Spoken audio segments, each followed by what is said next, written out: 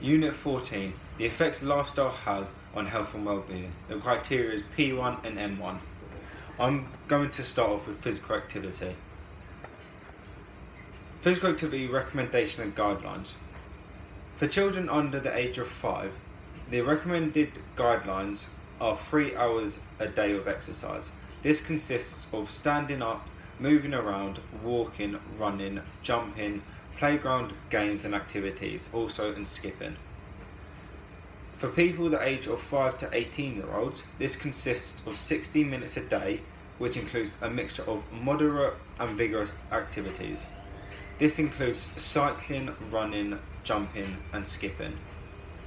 For people aged of 19 to 64, the recommended guidelines are 150 minutes of aerobic exercises.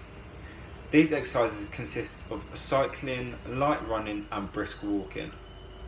And then for people over the age of 64 years old, the recommended guidelines are 2 hours and 30 minutes of exercise a week. This consists of light cycling and light walking.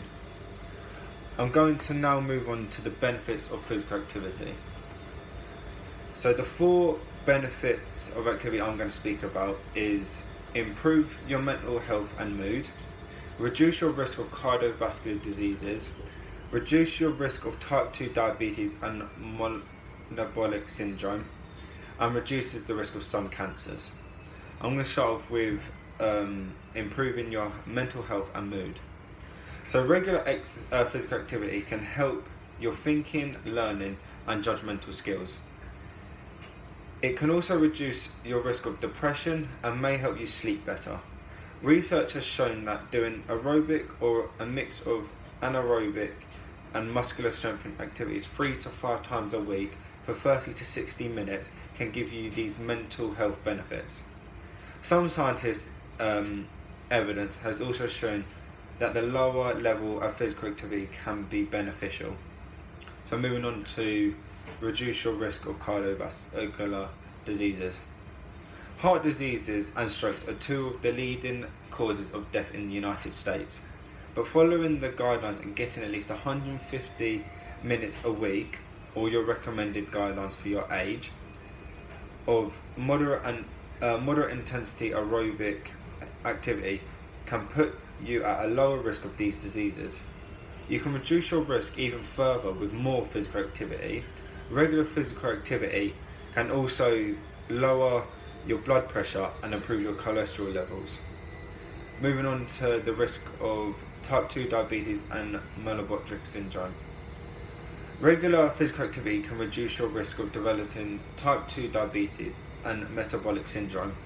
Metabolic syndrome is a condition in which you have some combinations of too much fat around the waist, high blood pressure, low HDL cholesterol, high blood sugar. Research shows that lower level rates of these conditions are seen with 120 minutes to 150 minutes, which is equivalent to 2 hours to 2.5 hours of exercise a week. And more physical activity you do, the lower the risk will be.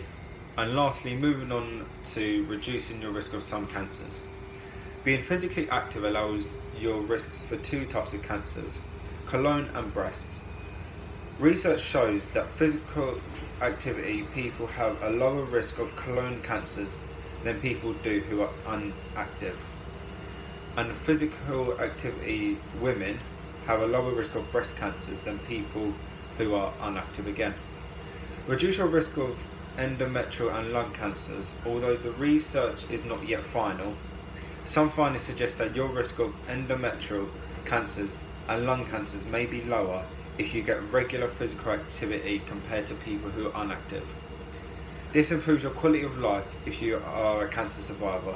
Research shows that getting regular activity not only helps give you a better quality of life, but improves your physical fitness.